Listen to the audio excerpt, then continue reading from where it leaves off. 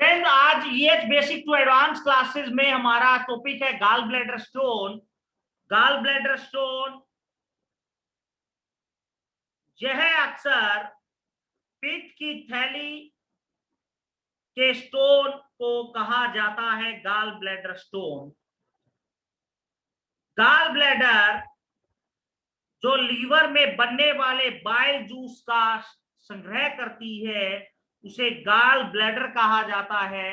और उसके अंदर जो स्टोन बनती है इसके प्रमुख कारण हैं कि पित्त की थैली में कोलेस्ट्रॉल की मात्रा बढ़ने या बाइल एसिड या फोस्फोलिपिड की मात्रा कम होने से कोलेस्ट्रॉल के क्रिस्टल बन जाते हैं और ये क्रिस्टल इकट्ठे होकर पथरी स्टोन का रूप धारण कर लेते हैं।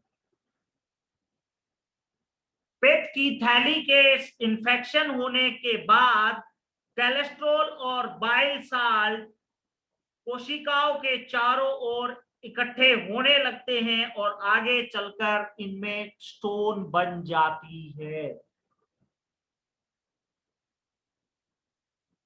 प्रेगनेंसी या एमटीपी पिल्स खाने की वजह से पित्त की थैली का काम कम हो जाता है और पित्त की थैली का जो जूस होता है बाइल जूस वो गाढ़ा हो जाता है और यह गाढ़ा पित्त की पथरी का रूप धारण कर लेता है।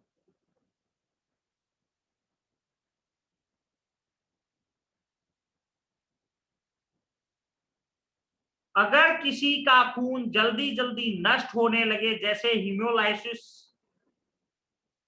इस अवस्था में ब्लूबिन की मात्रा ज्यादा हो जाती है और पथरी बनने में बहुत सहायक होती है। फ्रेंड्स, गाल ब्लैडर स्टोन कोलेस्ट्रॉल क्रिस्टल का गाल ब्लैडर में इकट्ठा होने की वजह से, बाइल जूस ज्यादा इकट्ठा होने की वजह से ये गाल ब्लैडर स्टोन्स बनते हैं। और फ्रेंड्स, गाल ब्लैडर स्टोन के पेशेंट्स में आपको क्या सिम्टम्स देखने को मिलेंगे? जो पेट का दाहिना हिस्सा होता है उसके ऊपरी भाग में बहुत ज्यादा तेज दर्द, उल्टी आना, भारीपन, बेचैनी, खट्टी डकार, मुंह में खारा पानी आना और खाना अच्छे से डाइजेस्ट नहीं होना। कुछ पेशेंट्स में आपको बुखार, उल्टी महसूस करेंगे कि पेशेंट को बुखार आ रहा है, उल्टी आ रही है।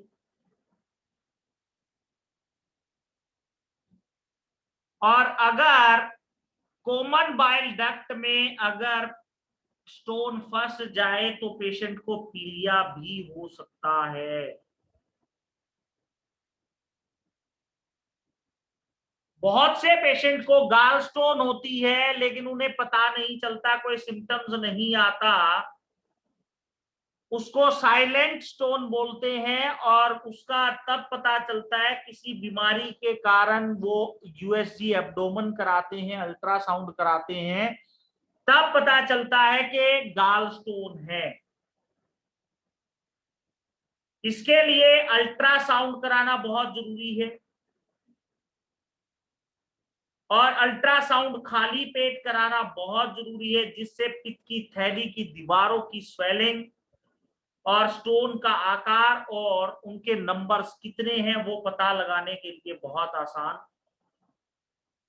इसके लिए टीएलसी, डीएलसी, ब्लूबिन टेस्ट कराना बहुत जरूरी है, एसजीपीटी, एसजीओटी और एल्कलाइन फॉस्फेट, ये टेस्ट आप करा सकते हैं। और फ्रेंड्स, इलेक्ट्रो होम्योपैथी में आप क्या ट्रीटमेंट देंगे? जैसे हमने स्टडी किया तो सबसे बड़ी बात है कि गाल स्टोन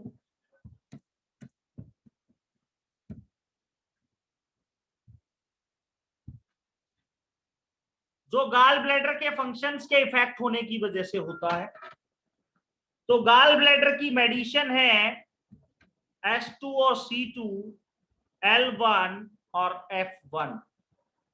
सबसे पहले आपको इसके फंक्शंस को बढ़ाना है, D4 में देना है 20 बूंद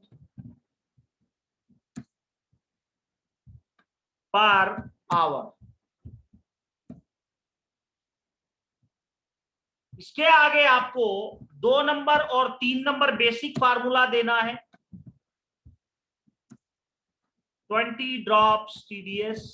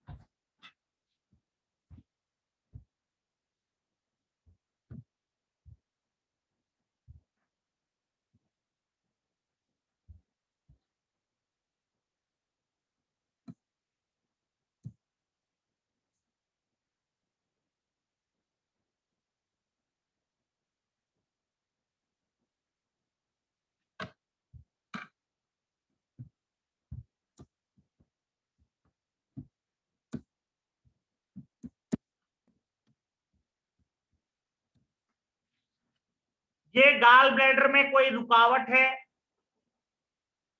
रुकावट है उसको खोलने का काम करेगी, ब्लूब्रिन में काम करेगी, और गाल स्टोन को डिसॉल्व करने का भी काम करेगा ये थर्ड फार्मूला। 2 नंबर 3 नंबर फार्मूले से उसका पेट का दर्द, उल्टी, थकान, चक्कर, बेचैनी सब ठीक हो जाएगा। 1 नंबर फार्मूले से गाल ब्लैडर का फंक्शंस बढ़ जाएगा, और 3 नंबर फार्मूलेशंस उसको डिसॉल्व करने का काम। आज का सेशन हमारा गाल ब्लैडर पे था और बहुत मिरेकल रिजल्ट्स हैं। इन फार्मूलेशन को यूज करिएगा, आपको 15 दिन में रिजल्ट मिल जाएंगे। आज का सेशन हमारा गाल ब्लैडर पे था। दोबारा फिर मिलेंगे दूसरी डिजीज के ऊपर। जय मैटी, जय भारत, जय